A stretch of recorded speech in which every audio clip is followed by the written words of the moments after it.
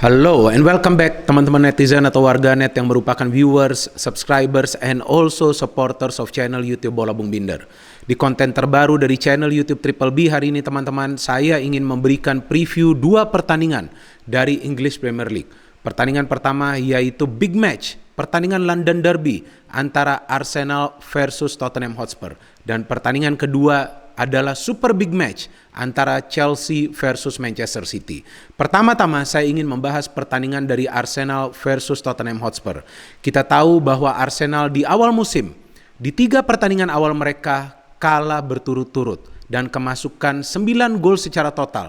Namun mereka bisa bangkit. Dalam 2 pertandingan terakhir, Arsenal bisa menang walaupun dengan skor tipis. Lawan Norwich 1-0 dan juga lawan Burnley 0-1. Tapi at least mereka bisa memperbaiki posisi mereka untuk sementara. Dan perlahan-lahan mulai masuk ke zona papan tengah. Sedangkan Tottenham Hotspur, di luar dugaan saya teman-teman, bahwa setelah mereka juga di 3 pertandingan awal bisa meraih 3 kali kemenangan tanpa kemasukan gol, justru dalam 2 pertandingan terakhir mereka kalah dengan skor yang sama. Lawan Palace kalah 3-0 dan lawan Chelsea kalah 0-3.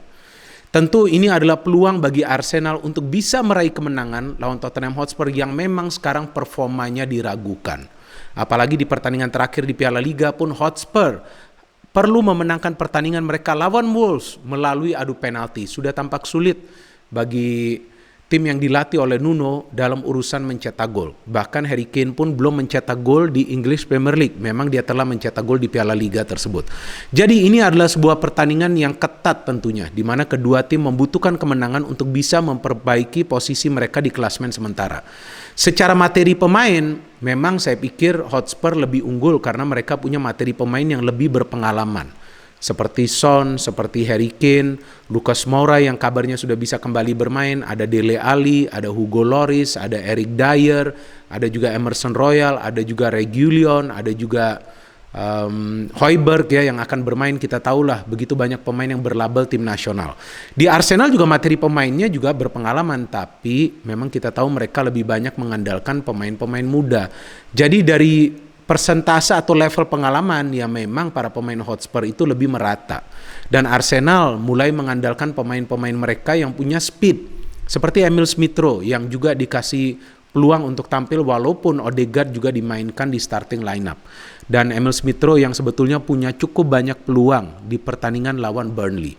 Yang menjadi persoalan bagi Arsenal dalam 2 pertandingan terakhir bukan lagi di defense. Walaupun masih ada kesalahan yang dilakukan oleh Ben White atau juga oleh Gabriel. Tapi justru adalah conversion rate dari para pemain di lini depan. Karena di pertandingan lawan Norwich dan juga lawan Burnley sebetulnya Arsenal mendapatkan banyak peluang.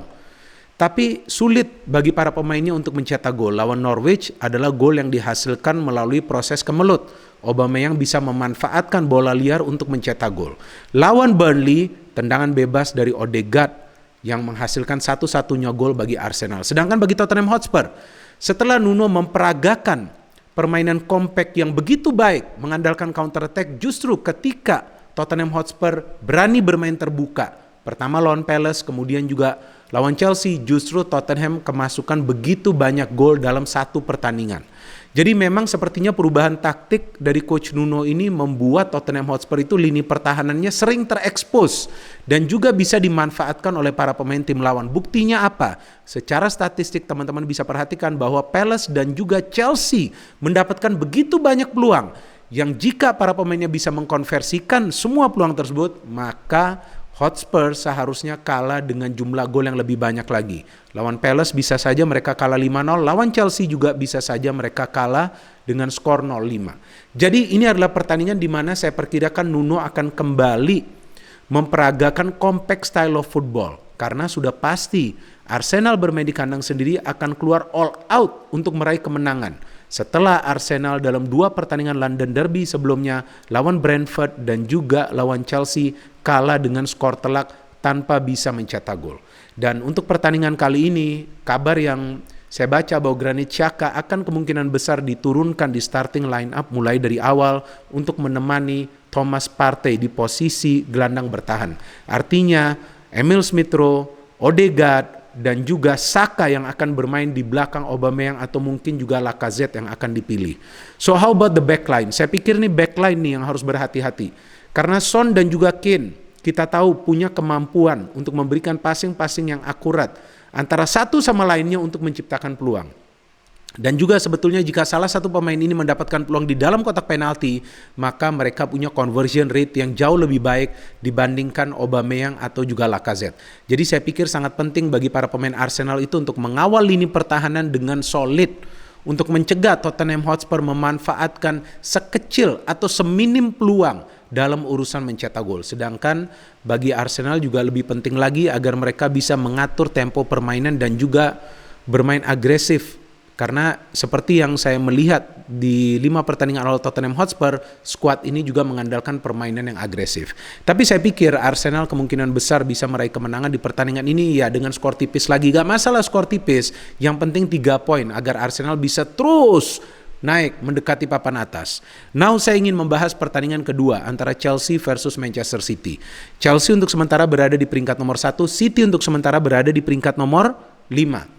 Selisih poin mereka adalah 3 ya. Chelsea sudah mengumpulkan 13 poin sedangkan City baru 10 poin. City sudah kalah 1 kali, Chelsea unbeaten, tapi selisih gol dari City tidak beda jauh dengan Chelsea. Artinya apa? City adalah tim yang sebetulnya bisa menang dengan jumlah gol yang banyak jika para pemainnya itu bisa perform dan lebih tenang lagi. Di pertandingan lawan Southampton memang City menguasai jalannya pertandingan. Hampir 70% ball possession. Begitu banyak peluang yang terbuang. Karena tidak banyak peluang yang mengarah ke gawang dari tim lawan. Itu yang menjadi persoalan, ketenangan dari para pemain City. Dan City juga membuktikan bahwa mereka punya lini pertahanan yang tangguh, sama seperti Chelsea. Karena juga City sama seperti Chelsea baru kemasukan 1 gol. Jadi ini adalah pertandingan yang tentunya akan berjalan sengit dan lebih ketat lagi dibandingkan pertandingan-pertandingan lain dari kedua tim ini. Chelsea telah membuktikan bahwa walaupun mereka bermain dengan 10 pemain lawan Liverpool, mereka bisa menahan gempuran dari Liverpool. Tapi itu pada saat mereka bermain di luar kandang. Tapi itu pada saat Tuchel memberikan full fokus di lini pertahanan untuk mencegah Liverpool meraih kemenangan. Tapi lawan City, saya tidak yakin Tuchel akan bermain bertahan apalagi bermain di kandang sendiri. Dan bagi City tentu Guardiola akan senang jika tim lawan itu keluar bermain menyerang agar bisa dimanfaatkan dengan counter. Nah bagi City kan masalahnya itu sekarang berada pada ketenangan para pemainnya dan juga kita tahu City tidak punya target man. Maka itu para pemain yang masuk dari second line perlu memanfaatkan peluang-peluang yang mereka peroleh. Bagi Chelsea memang kita tahu bahwa mereka kemungkinan akan menurunkan Kante di tengah dan bisa jadi Kante, Kovacic dan Jorginho akan bermain lagi secara bersamaan dan di depan adalah Havertz dan juga Lukaku atau karena Mason Mount cedera mungkin Havertz, Werner dan juga Lukaku bermain di depan sedangkan Kante bersama Jorginho di tengah. Yang saya ingin melihat adalah permainan cepat dari para pemain Chelsea di kedua sektor wingback karena dari situlah Chelsea bisa merepotkan City karena City mengandalkan permainan dari kedua sektor flank. Kemungkinan besar Jesus akan bermain, Foden juga bisa jadi akan diberikan kesempatan bermain setelah masuk sebagai pemain pengganti lawan Southampton. Dia merepotkan para pemain Southampton di defense dan saya pikir pertandingan ini akan berjalan ketat. Chelsea memang sejak ditangani oleh Thomas Tuchel berhasil meraih kemenangan demi kemenangan lawan Manchester City musim lalu. Betul kan teman-teman? Berikut pertandingan final di Liga Champions. Tapi saya pikir untuk pertandingan ini tidak akan semudah itu. Karena sekarang City punya Grealish. Grealish ini memang pemain ini adalah pemain yang tidak banyak ya bergerak untuk bisa melakukan akselerasi. Tapi satu umpan dia yang akurat itu bisa membuka pertahanan dari tim lawan. Jadi saya pikir ini bukan pertandingan yang mudah bagi Chelsea. Kemungkinan besar pertandingan ini berakhir dengan hasil seri. Sehingga jika di pertandingan Arsenal lawan Tottenham, saya memberikan persentase 55 bagi Arsenal dan 45 bagi Tottenham. Di pertandingan ini saya memberikan persentase 50-50. Tentu pertandingan ini akan berjalan ketat dan saya pikir kedua tim perlu fokus dalam menjaga kedalaman lini tengah karena kedua tim akan lebih sering berduel di lini tengah. Kita tunggu saja jalannya pertandingan ini. Jika teman-teman punya prediksi atau perkiraan yang berbeda, silakan berikan komentar kalian di kolom komentar di bawah konten ini. Seperti biasa yang saya request, komentar-komentar yang sportif dan juga bijak. Saya akan kembali nanti dengan review dari 2 pertandingan ini. No hate, only football. Salam sepak bola.